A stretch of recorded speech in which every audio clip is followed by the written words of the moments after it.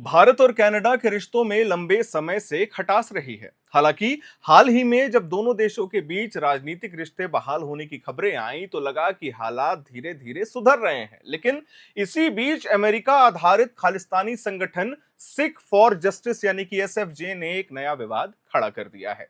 इस संगठन ने वैंकूवर स्थित भारतीय दूतावास पर कब्जा करने की धमकी दे डाली है।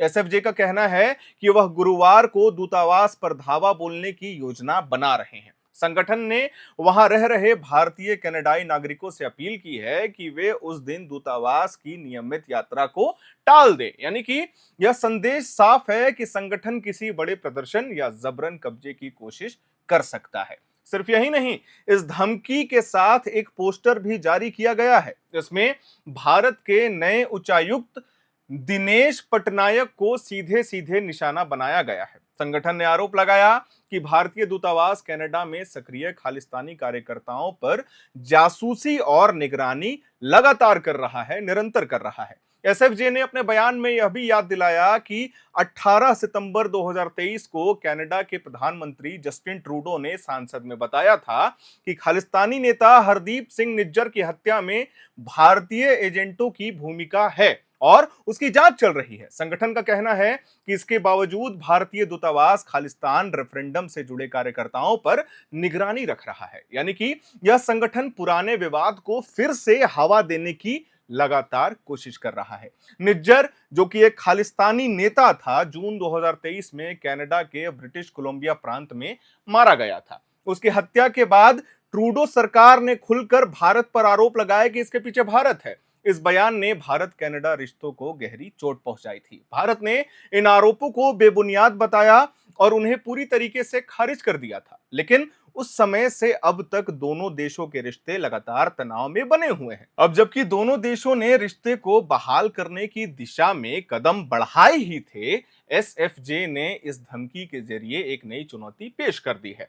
एसएफजे ने यह भी दावा किया है कि इस खतरे की गंभीरता इतनी है कि कनाडा की रॉयल कनाडाई माउंटेन पुलिस यानी कि आरसीएमपी को कदम उठाने पड़ेंगे। निज्जर की मौत के बाद खालिस्तान रेफरेंडम का नेतृत्व संभालने वाले इंद्रजीत सिंह गोसाल को विटनेस प्रोटेक्शन यानी कि गवाह सुरक्षा कार्यक्रम में शामिल करना पड़ा। संगठन का कहना है कि भारतीय एजेंसियां कनाडा की धरती पर खालिस्तान समर्थकों को डराने और चुप कराने की निरंतर कोशिश कर रही है और दूतावास पर कब्जा करने की योजना इसी का जवाब है, ताकि भारत से जवाबदेही मांगी जा सके। दरअसल यह पहला मौका नहीं है जब कनाडा में खालिस्तानी संगठन भारत के खिलाफ इस तरह की धमकियां दे रहे हैं। इन्होंने पहले भी ऐसा किया है। एसएफजे लंबे समय से खालिस्तान रेफरेंडम जैसे अभियानों के जरिए कनाडा, अमेरिका और यूरोप में लगातार सक्रिय है। यह संगठन लोगों को खालिस्तान के समर्थन में वोट डालने के लिए उकसाता है और भारत की छवि को लगातार नुकसान पहुंचाने की कोशिश करता है। यह कोई नई बात नहीं है एसएफजे के लिए। हाल ही में कनाडा सरकार की एक आंतरिक रिपोर्ट भी सामने आई थी, जिसका हमने वीडियो भी बनाया था। रिपोर्ट में कहा गया कि खालिस्तानी उग्रवादी संगठन जैसे बब्बर खालसा इंटरनेशनल और international Sikh youth federation Canada में रहने वाले लोगों और नेटवर्क से वित्तीय मदद ले रहे हैं, फाइनेंशियल प्रॉफिट ले रहे हैं। महत्वपूर्ण बात यह है कि ये दोनों संगठन पहले से ही कनाडा के आपराधिक कोड के तहत आतंकी संगठन घोषित है। यानी कि कनाडा की सरकार इन्हें आधिकारिक रूप से आतंकवादी मान चुकी है। इसके बावजूद ये समूह छोटे छोटे गुटों में बंटकर अलग अलग नामों और नेटवर्क के जरिए सक्रिय बने हुए हैं और खालिस्तान आंदोलन को जीवित रखने की लगातार कोशिश कर रहे हैं। अगर इस पूरे विवाद को समझना है तो भारत और कनाडा के रिश्तों की पृष्ठभूमि पर नजर डालनी होगी हमें। जून 2023 में हरदीप सिंह निज्जर की हत्या के बाद कनाडा ने भारत पर उंगली उठाई थी, सबको याद होगा। सितंबर 2023 में ट्रूडो ने संसद में सीधे तौर पर कहा कि भारतीय एजेंटों की भूमिका की जांच चल रही है। भारत ने इस बयान को पूरी तरीके से खारिज किया था और इसे राजनीतिक प्रोपोगेंडा बताया था। इसके बाद दोनों देशों के बीच कई लोगों को वापस बुला लिया गया और रिश्ते ऐतिहासिक निचले स्तर पर जाते चले गए। हालांकि 2025 में दोनों देशों के बीच रिश्ते बहाल होने की खबरें आई। यह एक सकारात्मक संकेत माना जा रहा था कि दोनों देश अपने मतभेदों को पीछे छोड़कर आगे बढ़ना चाहते हैं। लेकिन अब एसएफजे की धमकी इस पूरी प्रक्रिया के लिए एक नई रुकावट बनकर सामने आई है। आपको बता दें कि कनाडा सरकार के लिए यह स्थिति बेहद ही जटिल हो गई है। एक तरफ उसे खालिस्तानी संगठनों की गतिविधियों पर लगाम लगानी है, क्योंकि वे हिंसा और आतंकवाद को बढ़ावा दे रहे हैं और उसकी जड़ों को मजबूत कर रहे हैं। दूसरी तरफ खालिस्तानी संगठन कनाडा में एक राजनीतिक दबाव समूह की तरह भी काम करते हैं।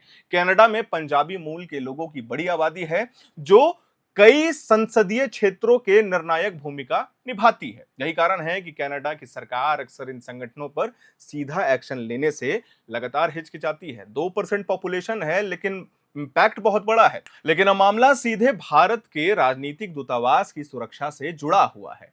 अंतर्राष्ट्रीय स्तर पर क्या मामला है? कानून और राजनीतिक संबंधों के नियमों के बीच ये उलझता जा रहा है। खास करके किसी भी देश की जिम्मेदारी होती है कि वह अपने क्षेत्र में मौजूद विदेशी दूतावासों और कॉन्सुलेट की सुरक्षा सुनिश्चित करे। ऐसे में अब सारी निगाहें कनाडा सरकार पर टिकी हैं कि वह इस धमकी को कितनी गंभीरता से लेती है और दूतावास की सुरक्षा के लिए क्या कदम उठाती है। भारत की तरफ से अब तक कोई आधिकारिक बयान इस मामले को लेकर के सामने नहीं आया है। ना ही विदेश मंत्रालय और ना ही वैंकूवर स्थित भारतीय दूतावास की ओर से कोई भी प्रतिक्रिया अभी तक दी गई है। लेकिन यह साफ है कि भारत इस मामले को बेहद गंभीरता से देखने वाला है। दूतावास किसी भी देश की संप्रभुता का प्रतीक होते हैं। उन पर हमला या कब्जे की धमकी केवल एक भवन पर हमला नहीं है, बल्कि पूरे देश की प्रतिष्ठा और सुरक्षा से जुड़ा मामला है।